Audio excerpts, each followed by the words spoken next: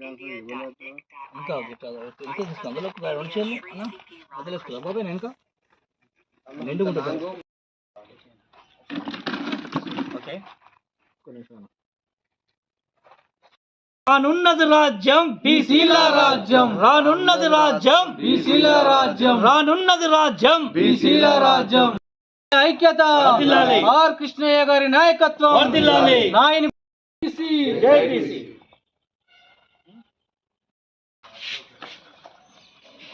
బాబాయ్ పట్టుకో దగ్గరకు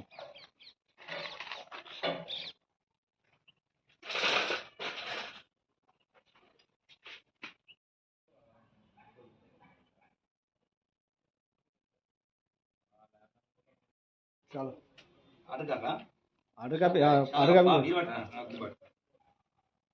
ఓకే తెలంగాణ బీసీ ప్రజా సంఘం ముఖ్య కార్యకర్తల సమావేశం నిర్వహించడం జరిగింది.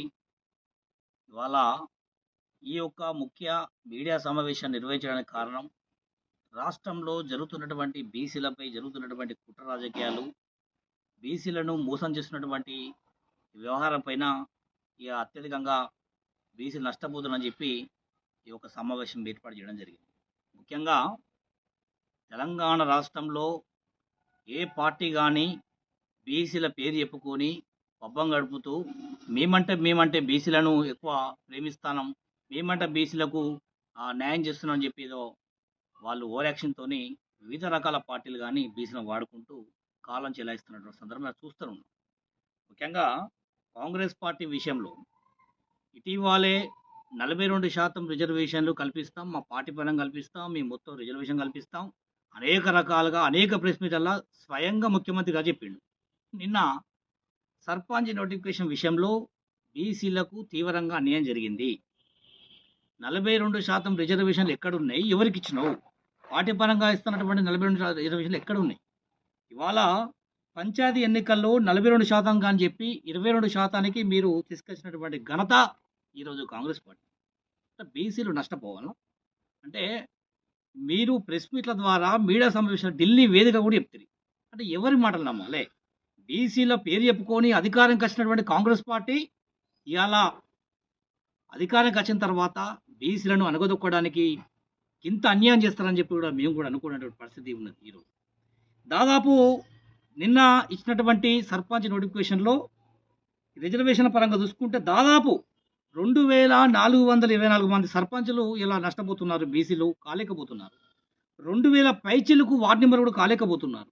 కాబట్టి వెంటనే ముఖ్యమంత్రి గారు, కాంగ్రెస్ పార్టీ ప్రభుత్వం తక్షణమే స్పందించి మరి మాట నిలుపుకున్న దిశగా అడుగులు వేయాలని చెప్పి కూడా ప్రభుత్వానికి విజ్ఞప్తి చేస్తాము. అదేవిధంగా ముఖ్యంగా కూడా ఇవాళ క్లియర్ కట్గా అన్ని మీడియా ఛానళ్ళు, మీ టీవీ ఛానల్ మొత్తుకుంటున్నాయి పొద్దు నుంచి కూడా. నల్గొండలో ఒక ఉద్యమ నాయకుడు, ఒక బీసీ నాయకుడు, ఒక పద్మశాలి ముద్దుబిడ్డ డీసీసీ అధ్యక్షుడిగా మరి ప్రకటిస్తే మంత్రి కోమటిరెడ్డి వెంకటరెడ్డి గారు కుట్రపూరితంగా ఆయన మీరు చేస్తున్న రాజకీయాలు చూస్తున్న పొద్దున్న నుంచి కూడా. ఇంత అన్యాయం ఉంటుందా? అంటే నల్గొండల బీసీలు బతకద్దా? నల్గొండల బీసీలు రాజకీయం చేయొద్దా? నల్గొండల బీసీలు ఎమ్మెల్యేలు కావద్దా? నల్గొండల బీసీలు ముఖ్యమంత్రి కావద్దా? నల్గొండల బీసీలు మంత్రులు కావద్దా? ఇవాళ కోమటిరెడ్డి బ్రదర్స్ గారికి విజ్ఞప్తి చేస్తూ ఉన్నాం. నల్గొండ మొత్తం రెడ్ల రాజకీయమా ఇది? విలమ రాజకీయమా ఇది? ఒక బీసీ నాయకుడు, ఒక ఓయి విద్యార్థి నాయకుడు, ఒక బీసీ ముద్దుబిడ్డ, ఒక బీసీ సామాజిక వర్గం పద్మశాలి సామాజిక వర్గం చెందినటువంటి కైలాష్ నేత గారు డీసీసీ అధ్యక్షుడు ఉంటే నీకు నిద్ర పడతలేదా? ఎందుకు ముఖ్యమంత్రిగా లెటర్ రాస్తా ఉన్నారు మీరు? దీని మీద ఏమన్నా కుట్రపూరితంగా మళ్ళా అధ్యక్షుని కనుక మారితే రాష్ట్ర వ్యాప్తంగా బీసీ జనాభాతో అత్యధిక జనాభాలతోని రాష్ట్ర రోకళ్ళు ఆందోళన కార్యక్రమం చేస్తామని చెప్పి ప్రభుత్వానికి డిమాండ్ చేస్తూ ఉన్నాం, హెచ్చరికిస్తున్నాం. బీసీలు రాజకీయంగా ఎదుగుతానే మీకు కలిగినటువంటి నొప్పి ఏమిటి? రిజర్వేషన్ పరంగా మాకు ఇచ్చే వాటాలు మాకు ఇవ్వకుండా మీరు అనుభవించడం కాక ఒక తెలంగాణలో కేసుల పాలై కేసులు ఎదుర్కొన్నటువంటి ఒక విద్యార్థి నాయకుడు, పాపం ఒక సామాజిక వర్గం చెందినటువంటి ఒక మామూలు స్థాయి నాయకుడు డీసీసీ అధ్యక్షుడు అయితే రెడ్లకు నిద్ర పడతలేదా? ఖబర్దార్ కోమటిరెడ్డి వెంకటరెడ్డి, బీసీ నాయకులను కనుక మీరు రాజకీయంగా ఎంకరేజ్ చేయకపోతే మీరు రాజకీయానికి పతనం పడతారని చెప్పి సందర్భంగా హెచ్చరిక చేస్తా ఉన్నాం. 33 జిల్లాలకు దాదాపు జేసీ అధ్యక్షులను కేటాయిస్తే కూడా బీసీలకు అన్యాయమే జరిగింది వాస్తవానికి కూడా. బీసీలకు కావాల్సిన పదవులు రాలేకపోతున్నాయి. ఏది ఏమైనా కూడా ఇవాళ తెలంగాణ రాష్ట్రంలో కాంగ్రెస్ పార్టీ అధికారంలోకి వచ్చింది అంటే 100కు 1000% ఇలా బీసీలే దానికి ప్రధాన కారణం అని చెప్పి సందర్భంగా తెలియజేస్తా ఉన్నాం. ఇలా అదేవిధంగా బీసీలను రాజకీయంగా ఈ సర్పంచ్ ఎన్నికల్లో ముఖ్యంగా గ్రామాలలో ఉన్నటువంటి బీసీ జనాభాకు, బీసీ నాయకులకు, బీసీ మహిళలకు అందరూ కూడా చేతులు జోడని చెప్తా ఉన్నాం. సర్పంచ్ ఎన్నికల్లో బీసీ అభ్యర్థులను అత్యధిక మెజారిటీతో గెలిపించి మరి బీసీల సత్తా చాటాల్సిన అవసరం ఉందని చెప్పి తెలంగాణ బీసీ సమాజానికి విజ్ఞప్తి చేస్తూ ఉన్నాం. ఏది ఏమైనా కూడా రానున్న రోజుల్లో బీసీలను మోసం చేసినటువంటి పార్టీలకు అందరూ కూడా బొందబెడతాం. అదేవిధంగా తెలంగాణ బీసీ ప్రజా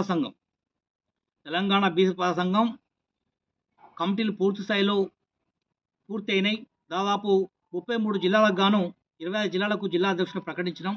మిగతా మహబాద్, మిగతా ఒక రాష్ట్ర కార్యవర్గం కమిటీ కూడా దాదాపు ఒక 15 రోజుల్లో పూర్తి కమిటీ మీకు నివేదికిస్తాం. ఇదే సందర్భంగా కార్మికుల ఐక్యత కోసం నిజంగా లారీ అసోసియేషన్స్ కార్మికులైతేనేమి, లారీ అసోసియేషన్, డ్రైవర్ల అసోసియేషన్ వారికి అభివృద్ధి కోసం పాటుపడుతున్నటువంటి బీసీ నాయకుడు వేముల శ్రీకాంత్ గారిని మరి తెలంగాణ బీసీ ప్రజా సంఘం రాష్ట్ర వైస్ ప్రెసిడెంట్గా మరి రాష్ట్ర కమిటీ ఆదేశాల మేరకు వారిని నియమిస్తూ ఉన్నాం.